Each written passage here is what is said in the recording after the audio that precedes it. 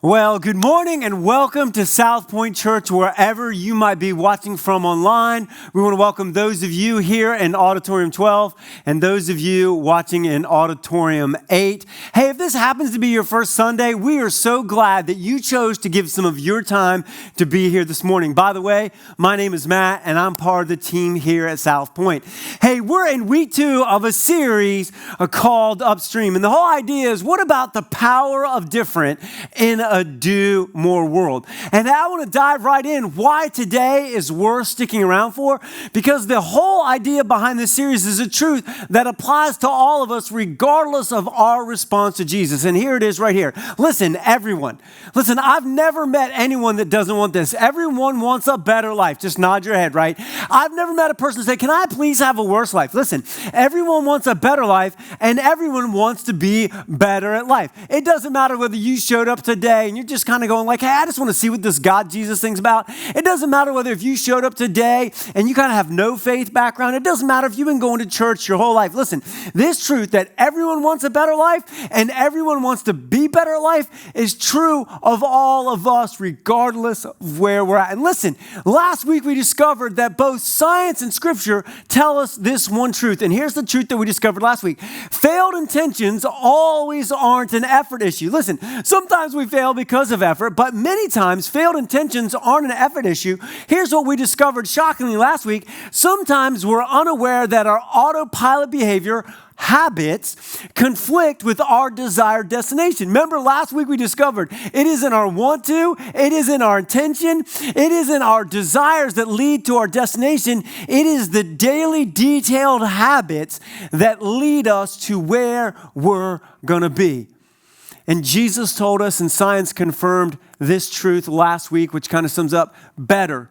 Just raise your hand. Do you want better? Do you want to be better at life? Do you want to be, maybe you want to type better in the chat. Listen, better comes from different. There we go. It's the coffee. Better comes from different habits, not doing more. So many of us are tired of the more effort, the more medication. And Jesus tells us, he says, listen, you can come to me. And Jesus doesn't pile on. Jesus says it's different, not more.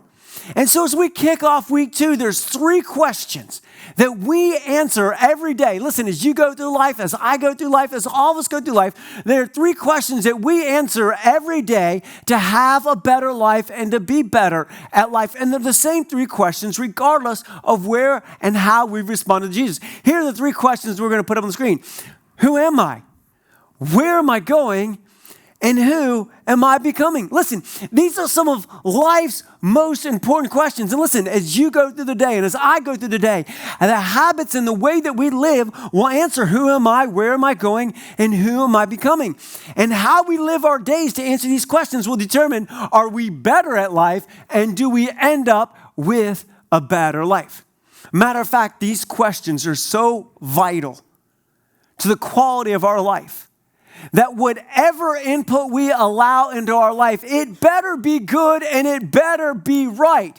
Not just because it determines the quality of my life and your life, but because of a truth that both we've experienced, that science told us that, listen, everyone listen, once you're over 5 years old, you kind of get this truth, that input always equals output. Listen, you know it, I know it. And so listen, as we go to answer these questions in life, one of the questions that you should ask and I should ask is, well, what kind of voices, what kind of input am I getting into answering these questions? Nope, go back, don't, does, 2, 4, nope, go back, there you go. And so, listen, as we do that, we need to ask a question, which is the question that came up just a second early, but they're doing a good job for me. I appreciate it. What kind of voices do we have the habit of listening to for daily input? Because remember, listen, we don't get to our destination. We don't get to where we want to go. We don't get to a better life or being better at life because we want to or because we desire, because of our attention, but because of our habits. And so here's a question that we should all be asking. What kind of voices do we have the habit of listening to for daily input? Because input will always equal output. And do you know what? Modern science, they've done multiple studies. And here in Western America, they've answered the question. Listen, remember last week we talked about when we saw a quote from science that said, most people, most of the time, and whenever you hear in church, most of the people, most of the time, you know what you're thinking about? That's good for my neighbor. That's good for my spouse. Do not elbow your spouse at church. That never ends well when you go home, right? I wish a family member was here. But the truth is, if you're here and you're listening to it, God is probably speaking to... Oh, y'all seem fired up about that. Right? And so what voices we have? And then listen, science answers that. I'm about to get there. But before I get there, I need to let you know two things. Listen, I'm about to tell myself because this is something that I've struggled with and I've had to work through. But before I dive in, I want to tell you a parable that I've heard that wasn't written by me. It was written by somebody else. But it's a really cool parable because it explains something that I think might happen to me. It might happen to you. I believe it's happened to all of us at some point in our life. And so the parable goes something like this. It's a beautiful sunny day. And it's out on the ocean, and the ocean is clear and calm. And you can see the sunbeams going through the ocean waves, and it's a crisp blue day. And there are two teenage fish swimming through the water on this beautiful sunny day. And they're just bebopping through the water. And up in front of them, they see this older fish. And so as the older fish gets closer to him, the two teenage fish do what all teenagers do. They give him the little head nod. What's up? Right? And so the old fish, he kind of smiles and he gets closer to him. He looks both of them right in the eye and he says, "How's the water today, boys?" And then he keeps on swimming. And the two teenage fish, they're swimming, but they have a perplexed look on their face. And so about a minute later after they've been swimming and there's been this awkward silence, finally one of the brave fish turns to the other teenage fish and he says, "What in the heck is water?" And you might be asking, well, what does that have to do with us today? Is it possible that me, is it possible that you, is it possible that we have a habit that has become so familiar we're unaware that it even exists? Like fish who live in water but don't know what water is. And so science answers this question about the habits of Americans and Western culture, of the voices that we listen to. Now, before I dive in, I want to be really clear. This is not about finger pointing. This is not about shame. It really is about asking the question, is it possible that we have a habit that we are so used to that we're unaware of the impact that it might be having on our lives? And so listen, if you get mad at me, just get mad at the science. And if you get mad later when Jesus talks, just take it up with him, okay? Don't get mad at me, okay? So here's the science that answers this question. Remember, this isn't about somebody else. This is about us. And so listen, I found lots of articles and research on what is the habit. And here it is. We now invest nearly 8 hours a day. 8 hours a day on digital content, according to a new report from eMarketing. And I found a bunch of reports that said the same thing. Matter of fact, some reports say that we spend anywhere to 13 to 15 hours, including work, on digital content, according to a new report. U.S., what's the word right behind that? Adults. Because some of y'all think, well, that's because of the teenagers. It's not because of the teenager. U.S. adults logged 7 hours and 50 minutes on smartphones, desktop, and other devices watching digital content and engaging with online apps in 2020. Not your teenagers, adults. They are talking to me. They are talking to you. They are talking to we. And it gets a little bit more shocking. They go on to say in this article, it says this, they're a little bit scared about 2022, which is expected to surpass 8 hours a day by 2022. The time is also more than what we average U.S., again, adults, not teens, U.S. adult reports this, that they sleep every night, which is just 7 hours and 36 minutes a night. The science tells us, the research, this isn't Pastor Matt, this isn't my opinion, this is my idea. The research consistently tells us that the average American, most Americans, which is who? Us, right? Are spending 7 hours and 50 minutes on the news channel, on YouTube, on Netflix, and on our smartphones. Matter of fact, we're spending more time on digital media than we are getting sleep. Now here's the question. Are these voices for us that we're listening to?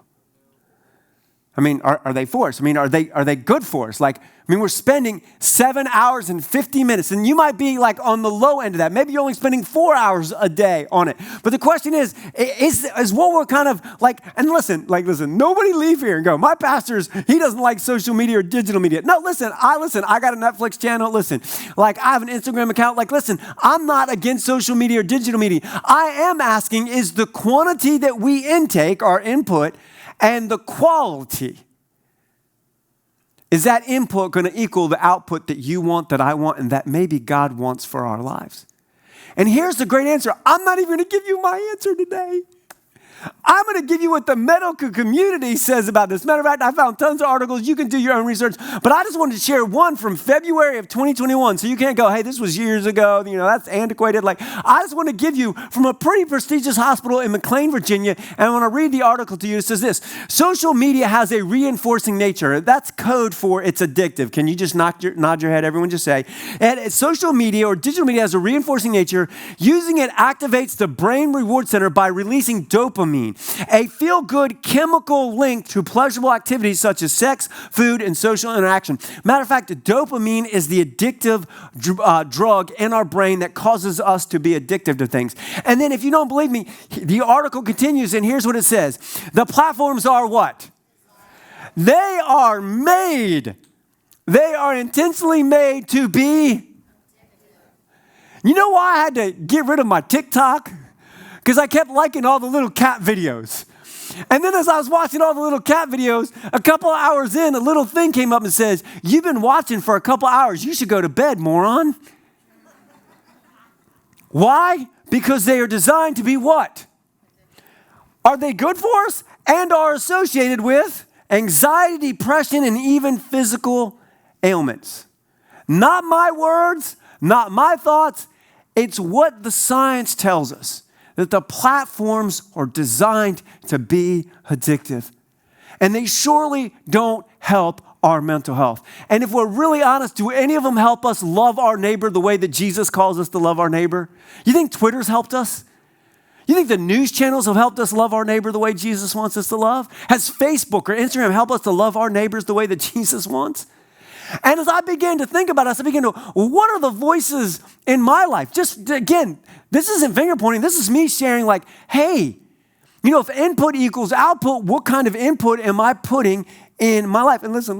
If you got iPhone and you doubt me, there's a little thing that's called screen time. If you check your screen time, you might be shocked. If you have an Android phone, you can download an app and it'll show you how much screen time you have on your phone. And so I came up with a list of voices that I know was speaking into my life. And so maybe some of these will be on your list. And so here's some of the voices that we give 7.5 hours of input to. The news, because they're for us. No, they're not. You know what? They did study after study. And did you know that good news does not sell?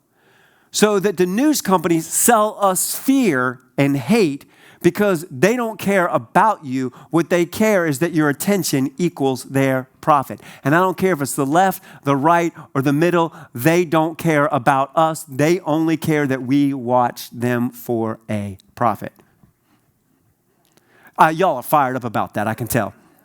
You got you some Netflix because there's just great stuff on Netflix.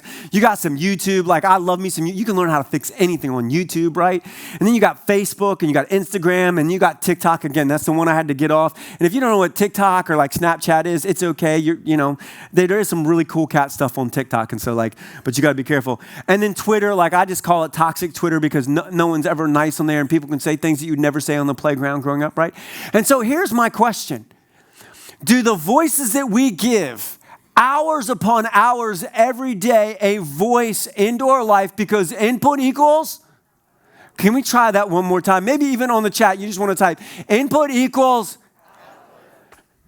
Do we believe that these organizations that design addictive things are actually for us? Is it possible that they could actually care less about your well-being, and what they really care about is how much attention we are giving their platform, because then they sell that to their advertisers? Again, I am not against digital media. I use it.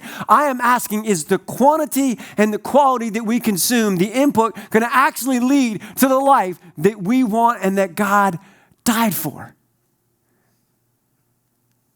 Is it possible that we have been careless and we are listening to voices that could care less about us for 8 hours a day? Which leads us to a question that we should all ask ourselves if we really, really want to be better at life and have a better life. And it's this question right here. What have failed destinations? You know that thing we keep trying? We keep trying to do more, and we keep trying to get better. We want a better life, and we want to be better at life, but somehow we keep missing it. What if our failed destinations come from remember, it's not our want to, it's not our desires. It's the daily habits that we do every day. What if our failed destinations come from the habit of carelessly listening to flawed directions? Because you will end up at a place wherever directions you follow, because input always equals output. Now, most of you are probably like, I hate that I came today. Why to even open up this app and follow you guys? But here's the good news today, is you are not alone. I am not alone. The good news is this is true of all of us here in the Western culture, that we have this habit of consuming media that has become so normalized that we've become unaware that we are living in a massive amount of daily input. Like the fish, what's water? And the good news, and it's why I woke up before my alarm. Listen, my alarm's set for 30. But I get fired up because here's one reason. You are not alone. And number two, Jesus knew that sometimes we would be careless and we would listen to voices that care less about us. Matter of fact, that's been the problem of humanity since the beginning, that we've given ear to voices that could care less about us. Matter of fact, Jesus addresses this very issue, not social media. There was no Twitter in Jesus' day. But Jesus did know that humans would struggle with the input that equals output, that there would be voices that may sound good, they may look good, but they're not necessarily good for us. And so Jesus addressed this. Matter of fact, he's speaking to a large crowd. Now you have to understand something. When Jesus is speaking to people, Jesus always wants to make the most sense. So Jesus is speaking back into the day to his Jewish contemporaries, right? And listen, you have to understand, back in those days, they lived in an agrarian culture, which means that they grew food and they grew animals, and that's how they survived. That was their economics. Now listen, I grew up in the hood. I grew up in the concrete jungle. I didn't grow anything. I went to 7-Eleven. The closest thing to an animal was a dog or a cat or rats. And you didn't want the rats, right? And so listen, I didn't grow up. But Jesus is speaking, and we want to take a look at the eyewitness account of what Jesus says as he addresses this issue. He says, but the gatekeeper opens the gate for the shepherd, and he goes through it. The sheep know the shepherds. He calls each of them by name, and he leads them out. Now, I don't know about you. I didn't grow up in church, but it's weird because whenever you think of Jesus or look at stained glass or pictures, Jesus is always really pasty. By the way, he was Jewish, which means he had brown skin, not white skin. He always had light brown hair, but Jewish people have dark hair. He didn't have blue eyes. He probably had brown eyes. Jesus was Jewish, right? And they always have him kind of thin, and he's always holding a sheep. But Jesus wasn't a shepherd, and Jesus was a carpenter. He was a manly dude. So I'm always confused by that. And so people think when Jesus talks about sheep, is Jesus obsessed with sheep? No, he's using it as an analogy so that the people of the day would understand. Just like today, if I was going to use an analogy, I use a cell phone. I talk about cars, talk about things that made sense to us. Listen, everyone in their day, they had farm animals, they had sheep and they had goats, and they had little pens for them. And when they had to go feed them and take care of them, they would open the gate and they would lead them, and they would use their voice so that their sheep or their goats would know them and follow them. So Jesus says the sheep know the shepherds. What's that word? Voice. He calls each of them by name, and then he leads them out. And he doesn't finish there. He goes this. When he has led out all the sheep, he walks in front of them, and they follow because they know his. See, Jesus is trying to communicate a truth that these people saw every day, is that everyone is following someone's voice. And the question is whose voice are we following? Because input will always equal output.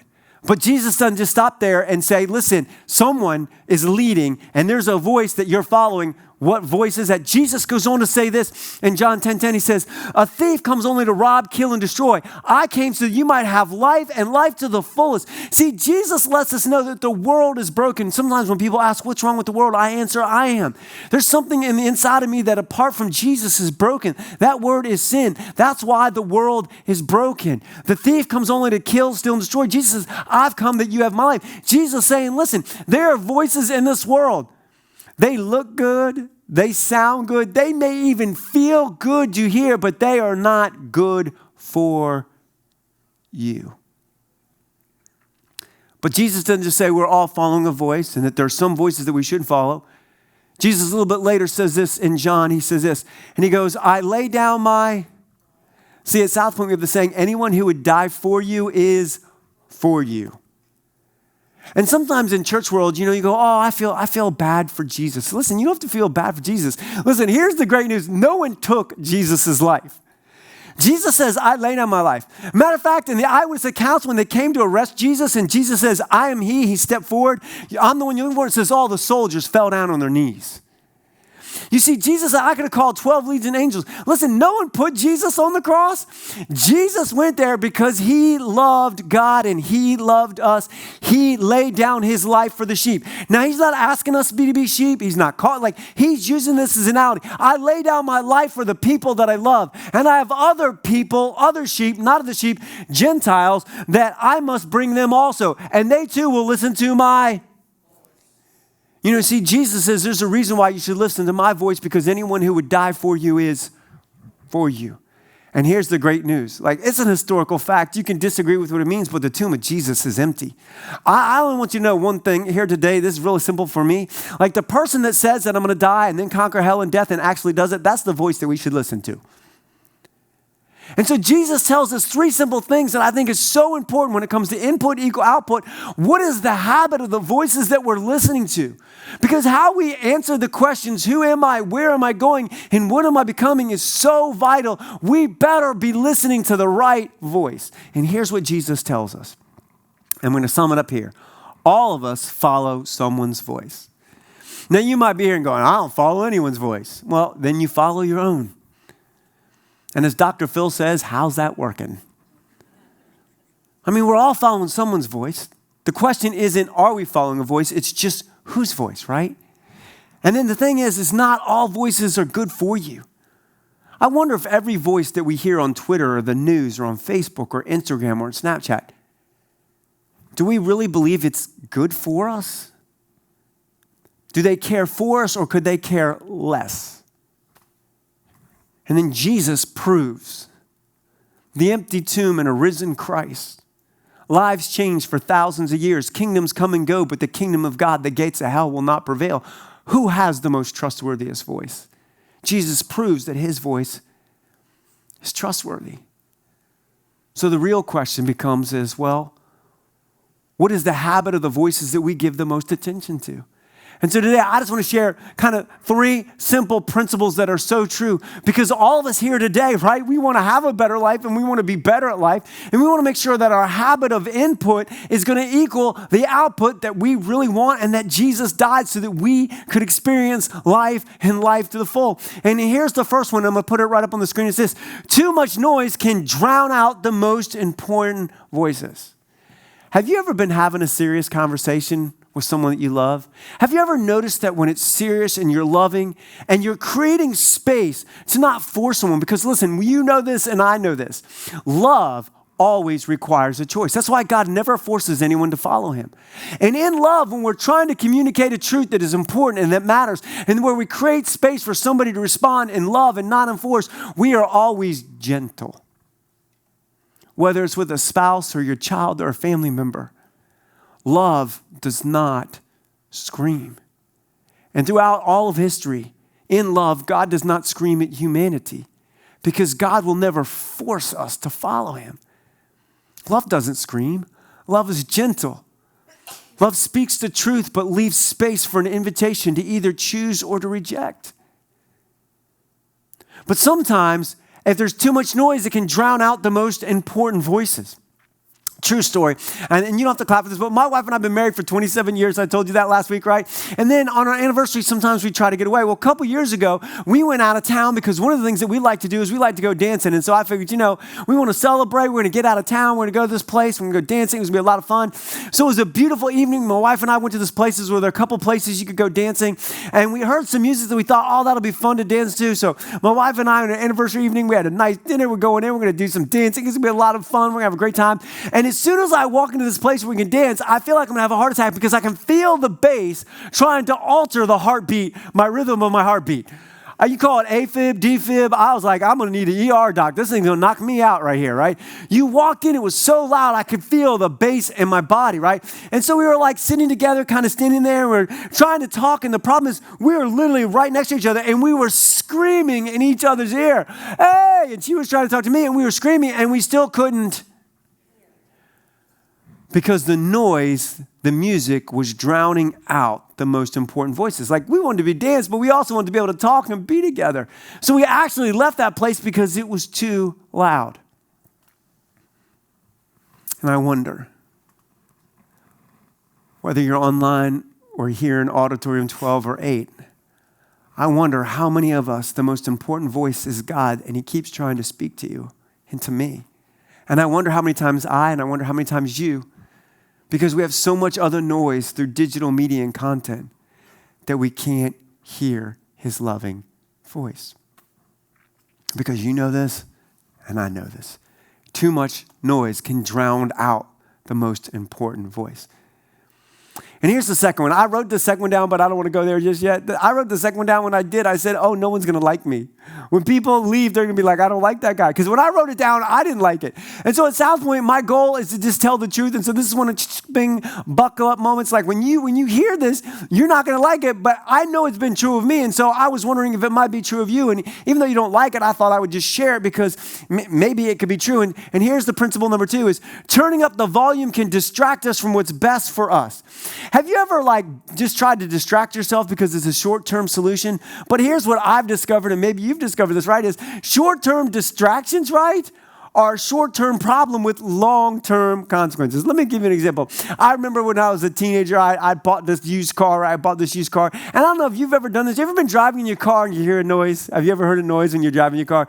You know what you do when you hear a noise when you're driving your car? At least this is what I do. I am not a mechanic. I didn't grow up fixing cars, but I always try to play the mechanic. So I turn the music down. I roll up the windows. And I'm like, I wonder where that noise is coming from. And then when I get to wherever I go, I get out of the car I'm going to be able to figure it out by just looking around, which is just stupid because I know that's not true. But I look around my car, I heard some noise, so I got out and looked around, I couldn't see what was wrong.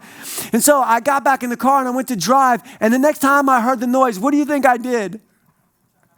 Some of y'all know it. You turn up the volume. You turn up the volume till you can't hear the noise. The problem is I ended up on the side of the road, and then when you take your car to the mechanic says, did you hear that noise? And I go, what noise? Now, you all are laughing at me because, you go, that's moronic. But here's the question. I wonder how many of us are hearing noises in our marriage? How many of us are hearing noises in our job, our mental health, our physical health? How many of us are hearing noise in our family? And we are turning up the volume of distraction through media, which may feel good in the moment, but is going to lead to something that we don't want.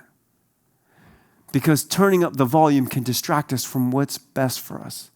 Sometimes the best thing that we can do to be better at life and to have a better life is shut the noise off and hear from the voice of the one who died for us and conquered hell and death so that we could experience life.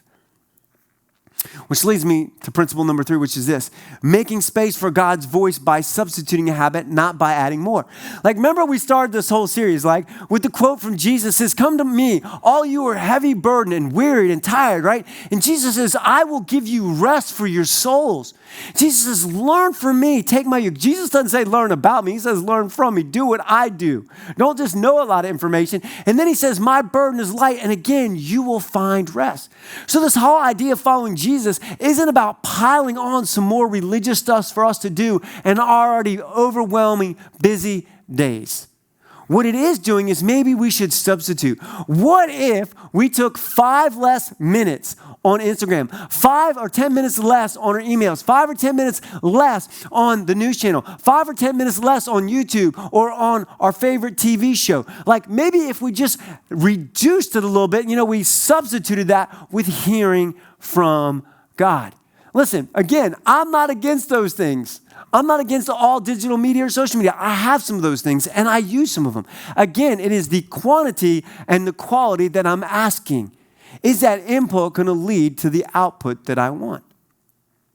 And so maybe we could substitute. Let me give you an example here. Now, for some of you, you don't know this, but if you've been around long enough, I've grown up with a bunch of issues in my life, and one of them is kind of just about my physical, the way that I look. I go, no one wants to be born in a 12-year-old's body and stay that way, right? So I've always worried about health and kind of working out, right? And so when it comes to health things, sometimes I moderate the way I eat so I can be healthy, but I have a problem. I'm addicted to potatoes. Anybody addicted to potatoes? Like I love me some French fries, all kinds of French fries, waffle fries, potato wedges. I love potatoes, baked potatoes, twice baked potatoes, potato wedges, potato skins. When you put bacon and cheese and potato chips, like I love them all. Is there anybody else here who loves some potatoes? I love me some potatoes. Now listen, whenever I eat food, I realize that I can't say no to potatoes. So if you ever have seen me out, oftentimes when I'm eating a burger or like I'm eating a chicken sandwich or something, what I'll do is I'll remove the bun. And then I'll eat the potatoes, but not eat the bun because I'm going to substitute the calories of the buns for the calories in the French fries. Anybody know what I'm talking about right now? Anybody ever done that? So it's not that I can't eat.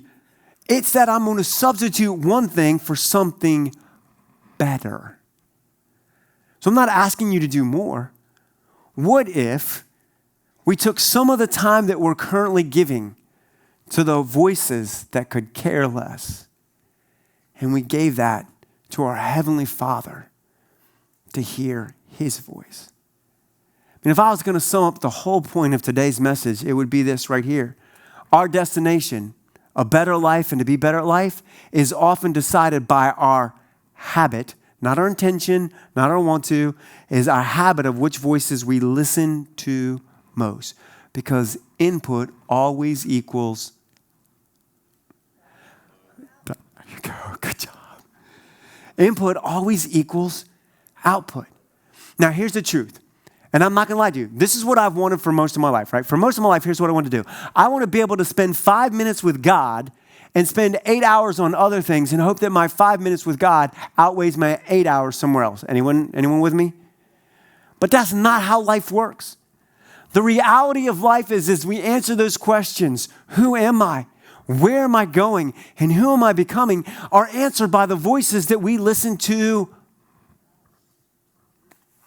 It's just the way it works. And I'm often worried for myself and maybe for us that we are so careless to give ear to voices that could care less about us. And Jesus, He says He's the good shepherd who conquered hell and death, and that He led the way. He didn't talk a good game. He showed us what life's looking like. And He says, follow my voice because I want you to have life and life to the full.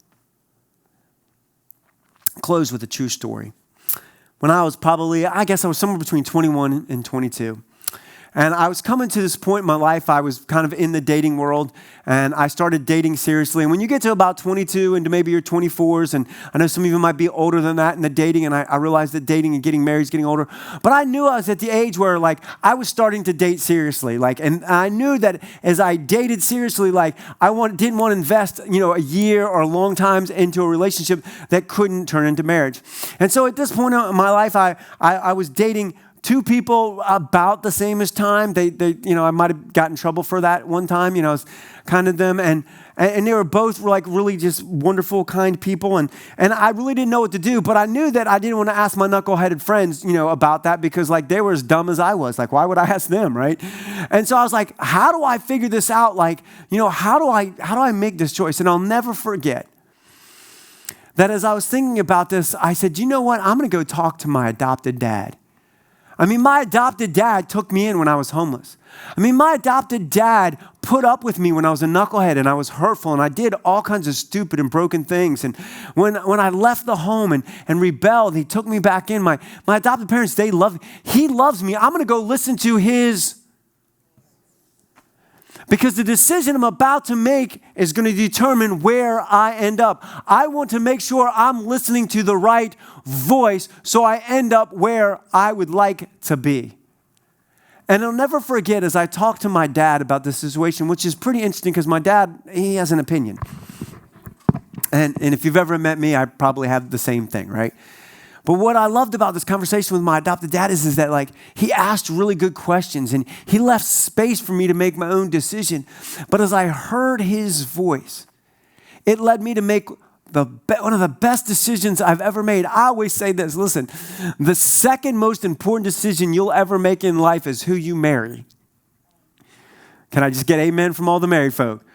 Here's why. People go, why is that the second most important decision? Because when you're married to the right person, it is the closest thing to heaven on earth. Chickens, woo, yeah. Like I married right. I married way up, folks. I can tell you, man, it is good. Like it is the closest thing to heaven, right? If you marry the wrong person, it's the closest thing to HE double hockey sticks. Like all the married folk are like, I'm groaning. Don't do it if your spouse is here. And some of you are like, well, what's the first most important decision? Well, that's what you do with Jesus. And so here's the real question today. Is it possible that we have fallen into the habit unknowingly of letting voices that care less about us into our lives? And we're not ending up where we want to be instead of giving the one voice, God's voice, space in our life. So I have two just quick challenges. Here's the first one. I'm going to put a picture up. I read this book, The Common Rule. It was so good. Our staff read the whole book. It was so good that last week we sold copies. And listen, here's the great news. If you don't like to read a book and you go, listen, I haven't read a book since high school, that's okay. Did you know you can get it on Audible and somebody will read it to you? Man, that's awesome. Like, I really encourage you. It's about this whole subject.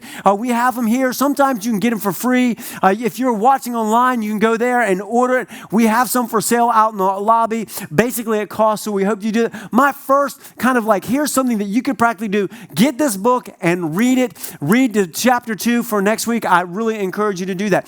But here's kind of my second challenge if you're here, and we're going to go to the next slide. And here's the second challenge right here.